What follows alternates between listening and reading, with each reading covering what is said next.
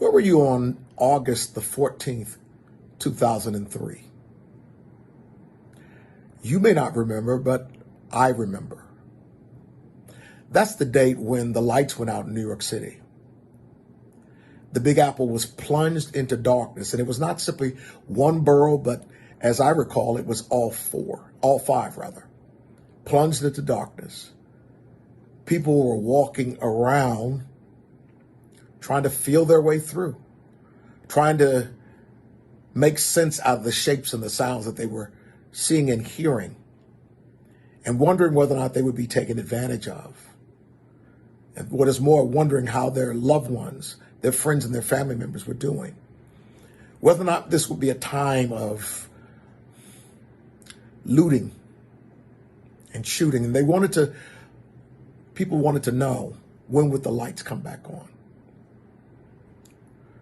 I can't tell you the exact date nor time, but I can tell you the year. In 722 BCE, the Assyrian army, the reigning superpower of the day, decided to annex Israel. The king sent his army to Israel. They invaded the promised land.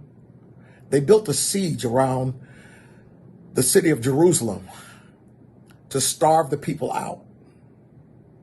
And what is more, to keep the people from coming out and fighting. After some time, Israel tried to fight back, but only to discover that they were ill-equipped, undersized, and inexperienced to deal with the powerful force of the Assyrian army. Israel was plunged into darkness. But Isaiah, remembering that, as he looks back, also looks forward. Isaiah 9, he just says, "But there will be no gloom for those who were in anguish. In the former time, he brought into contempt the land of Zebulun and the land of Naphtali. But in the latter time, he will make glorious the way of the sea, the land beyond the Jordan, Galilee of the nations."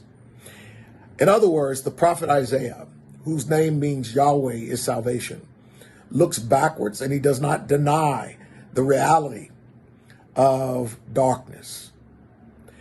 But then he looks forward, and he anticipates that God will send the light. And the only question becomes, how long will the darkness last? Well, the good thing is Isaiah is telling us that the light is on its way. He says, "But in the latter time, he will make glorious the way of the sea, the land beyond the Jordan, Galilee of the nations." The people who walked in darkness, that's a past, now have seen a great light. Those who live in the land of deep darkness, on them the light has shined.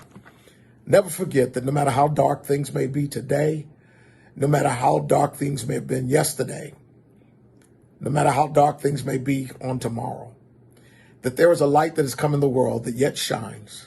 That light is Jesus Christ, who himself declared, "I am the light of the world." And as long as he is in the world, and he is ever with us, ever for us, he is Emmanuel, it means that there is no darkness that can overtake us, that the light is not only always here, but it is always coming in greater frequency, in greater scope, and with greater intensity.